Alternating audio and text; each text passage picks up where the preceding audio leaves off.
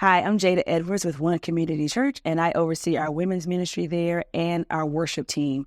I want to talk to you today about 2 Corinthians chapter 10, verse 5. It says, "We demolish arguments and every pretension that sets itself up against the knowledge of God, and we take captive every thought to make it obedient to Christ." I really love this passage. I think it's such a critical truth for us, and Paul gives us some very important lessons. He reminds us that, first of all, thoughts are constantly going to present themselves to cause us to question God. Like, this is the Christian life. Remember, he's talking to Christians at the Church of Corinth. So even people who love Jesus and surrender their life to Christ, we're going to have times where we're wrestling with thinking that sets us against the truth of God. It could be pain in our life. It could be disappointment, a dream that never was fulfilled.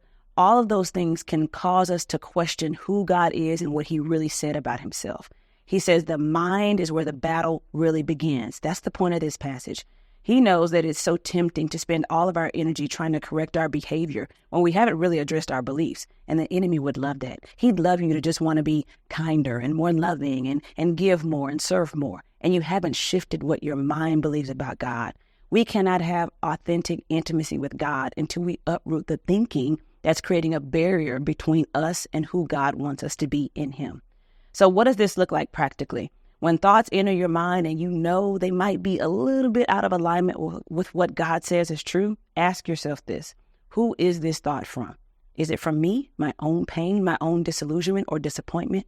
Is it from the enemy? Sometimes it's literally the enemy giving us ideas that have nothing to do with what God said. If it's from me or from the enemy, then I need to deal with it. I need to arrest it, put it into bondage, is what this verse says. So it does not have room to bear fruit in my life. Who was that thought from? And secondly, where is it taking me?